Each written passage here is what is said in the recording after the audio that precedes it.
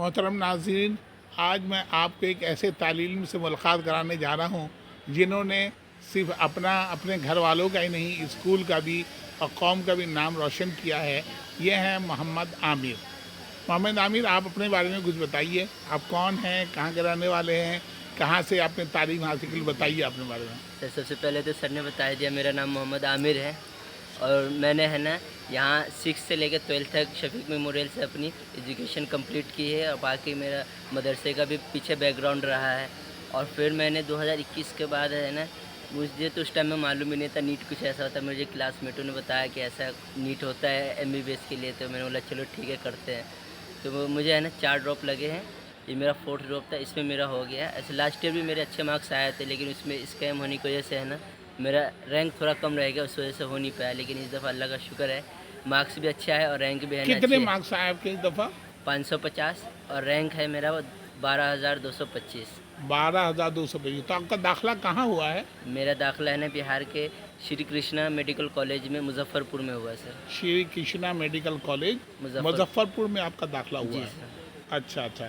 तो आपने जो है साइंस से कहाँ से, इसी स्कूल से की जी, थी? 11th 12th है ना, साइंस बैकग्राउंड मेरा यही था सर। शफीक मेमोरियल स्कूल जी से सर। आपने हासिल की थी? जी सर। अच्छा, ये बताओ, ये MBBS करने का ख्वाब कैसे आपके दिल में पैदा हुआ? इसके सर, पीछे क्या राज है? स्टार्टिंग से मतलब ऐसा था, साइंस में तो दिलचस्पी थी ही और साइंस में ही सबसे ज़्यादा है ना मेडिकल बैकग्राउंड से ज़्यादा दिलचस्पी थी, तो इसीलिए है ना MBBS चूज़ किया सर। अच्छा, तो आपकी जो कई साल ड्रॉप हुए, जी तो सर। उसमें आपको मतलब कि किस तरह अपने आप को आपने हिम्मत जुटाए रखा कि मुझे करना ही है? आप डीमोटिवेट नहीं हुए? जी सर, इसमें सबसे ज़्यादा क्रेडिट मेरे है ना फादर को जाता है। उन्होंने मुझे हर हर इंसिडेंस पे है ना बैक किया कि उन्होंने कहा नहीं तुम करो, हम तुम्हारे साथ हैं, पैसे की टेंशन न लो। फाइनेंशियल है ना कुछ ऐसा वो नहीं था। पापा ने कहा तुम्हें बस करना है तो करना है। मैं लास्ट ईयर भी है ना BMS में एडमिशन जस्ट लेते रहते रह गया था। फिर पापा ने कहा नहीं नहीं, अब है ना कुछ महीने ही रहेगा, तुम MBBS करो, BMS को कोर्स को छोड़ दो। तो फिर इसीलिए है ना मैं सबसे ज़्यादा क्रेडिट है ना पापा को देता हूँ कि उन्होंने है ना मुझे हर मौके पे बैक किया। उन्होंने कहा कोई दिक्कत नहीं, तुम बस MBBS करना है तुम्हें। तो अच्छा, पापा क्या करते हैं आपके? पापा है ना सर, उनका एक छोटा सा कारखाना है, 1-2 मशीन है, वहीं पे काम करते हैं। कहाँ सेल्फ कहाँ? एम्प्लॉयड है, ये नबी करीम पहाड़गंज के पास है नबी सर। करीम पहाड़गंज में एक कारखाना है जी छोटा सर। सा, उसे फादर काम जी। करते हैं। तो उनका हाथ सबसे ज़्यादा रहा जी, आपका। जी, उनका। अच्छा, ये बताइए, जी सर। 4 साल जी सर। और ये अचीवमेंट, जी। सारी चीज़ें भूल गए होंगे आप? सारी हाँ, उम्मीदें, मुश्किलात ना जो आई। उम्मीदें, जी, जी। उम्मीदें, ना उम्मीदें। अच्छा, आपके रिश्तेदार वगैरह का क्या नज़रिया था उस दौरान जब आप कर रहे थे तो? नहीं, ये है, ऐसा था, ऐसा बहुत लोगों के साथ होता है कि उनके रिश्तेदार हैं ना उन्हें जी। बार-बार तंज़ करते हैं, लेकिन अल्लाह का शुक्र है मेरे साथ ये नहीं हुआ। मेरे जितने भी रिश्तेदार जान पहचान वाले थे, सब ने कहा नहीं, नहीं आप कर सकते हो, आपके अंदर है ना हौसला है, आपके अंदर वो कुव्वत है कि आप कर सकते हो। तो मेरे रिश्तेदारों ने भी मुझे काफ़ी सपोर्ट किया इस मौके पे कि ऐसा नहीं कि मुझे उन्होंने मेरी टाँग खींची, उन्होंने बल्कि सपोर्ट ही किया मुझे ज़्यादातर। अच्छा, अच्छा। तो अच्छा, रिश्तेदार ये भी बताइए, सपोर्टिव आपने थे। तैयारी जो की थी किसी कोचिंग से की थी, जी, जी। कैसे की थी आपने तैयारी? पहले मैंने है ना फर्स्ट 2 ईयर है ना PW से है ना ऑनलाइन किया था। फिर उसके बाद मैंने क्या किया, ऑफलाइन टेस्ट सीरीज जनकपुरी में ज्वाइन किया और फिर उसके बाद है ना बाकी अब सेल्फ स्टडी करता था और क्वेश्चंस ज़्यादा मैं लगाता था। तो लास्ट 2 ईयर में मैंने यही किया ज़्यादातर। कौन सा क्वेश्चन, कौन सा क्वेश्चन बैंक से जैसे फिज़िक्स के, केमिस्ट्री और बायो के है ना MCQ आते हैं ना, तो वो क्वेश्चन ज़्यादा करता था, तो उससे कॉन्सेप्ट भी क्लियर होता था और किस तरह का क्वेश्चन है ना नीट में आएगा उसका भी आइडिया रहता था।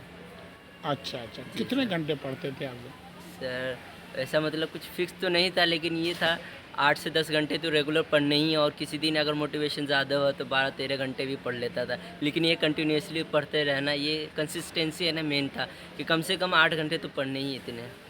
अच्छा, 8 घंटा पढ़ना ही पढ़ना है। हाँ, उससे ज़्यादा तो होता ही था, लेकिन मिनिमम इतना है ना, मिनिमम बेयर होता है ना, उतना तो करना ही था। अच्छा, अच्छा। ये जी सर। बताइए कि भाई आपका दाखिला हो गया, जी सर। अब माशाल्लाह आप जा रहे हैं, लेने के लिए आए हैं। जी, जी। जो बच्चे MBBS करना चाहते हैं, हुँ। जो अभी ख्वाब देख रहे हैं, उनके लिए क्या मशवरा देंगे आप? मशवरा यही है कि आपकी प्रिपरेशन बहुत मैटर करती है, उसको है ना कंसिस्टेंसी के साथ है ना आप प्रिपरेशन कीजिए। और सबसे मेन है कि आप है ना कोई ऑफलाइन टेस्ट सीरीज़ ज्वाइन कीजिए, उससे आपको है ना मेन एग्ज़ाम का आइडिया होगा। ऑनलाइन टेस्ट सीरीज़ में आप क्वेश्चन तो कर लोगे, लेकिन वैसा माहौल प्रोवाइड नहीं हो पाएगा आपको, एटमॉस्फेयर वैसा नहीं क्रिएट होता है, तो उसमें आप थोड़ा लैग कर सकते हो। लेकिन ऑफलाइन में जब आप करोगे ना, तो वो आपको एटमॉस्फेयर एग्ज़ाम वाला मिल जाएगा। तो आप ऑफलाइन टेस्ट सीरीज़ करो और अपने टेस्ट को है ना एनालिसिस सही करो, उससे है ना आपको बहुत मदद मिलेगी। जो जो गलतियाँ हुई हैं हाँ, उनको। गलती को है ना एनालाइज़ करो कि मेरी क्या गलती है और उस पे काम करो कि कहाँ से गलती रह गई मेरी। अच्छा, डॉक्टर बन जाएंगे, आगे का क्या इरादा है आपको? इससे माशाल्लाह, आगे तो अभी क्या जनरल ख्वाब है? जनरल फिजिशियन या फिर कार्डियोलॉजिस्ट सोचा है, इन्हीं दोनों में से। ये दो में से करेंगे आप? जी, जी। फिजिशियन। अच्छा, फिर आप क्या कौम के लिए या किसके लिए आप क्या करना चाहेंगे फिर? सर कॉम के लिए तो मैं बहुत कुछ करना चाहता हूँ, अभी मैं थोड़ा बता नहीं सकता। वो मैं जब थोड़ा है ना वैसा हो जाऊँगा ना तब वो करके ही मैं बता पाऊँगा।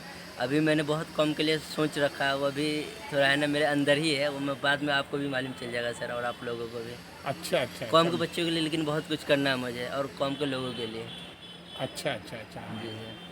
तो अब दाखला आपका हो चुका है, जी सर। अब यहाँ से आप सर्टिफिकेट लेके वहाँ जगह ज्वाइन जी। करेंगे आप, जी है ना? सर। जी। अच्छा अच्छा अच्छा। तो ये जो बच्चे अब कर रहे हैं उनको आपने जो है एडवाइस दिया है जी आपके सर। करने के लिए।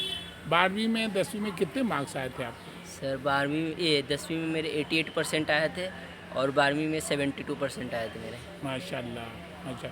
अच्छा, शफीक मोइनुद्दीन स्कूल का क्या योगदान रहा आपकी सर शख्सियत में?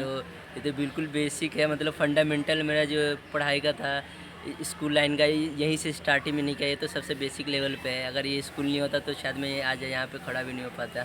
तो स्कूल का तो बहुत बड़ा है ना कंप्लीट में ये योगदान रहा है मेरे इस प्रिपरेशन में और इस एजुकेशन लाइन में कि जब यहाँ तक मैं आज तक पहुँच पाया हूँ ना, इसमें स्कूल का बहुत बड़ा हाथ है। अच्छा और अच्छा। स्कूल के टीचरों का खासकर मोइन सर जो अभी वीडियो बना रहे हैं उनका, इन्होंने है ना छठी सातवीं से है ना हमारा साथ दिया और अभी तक दे ही रहे हैं, इंशाल्लाह आगे भी देते रहेंगे।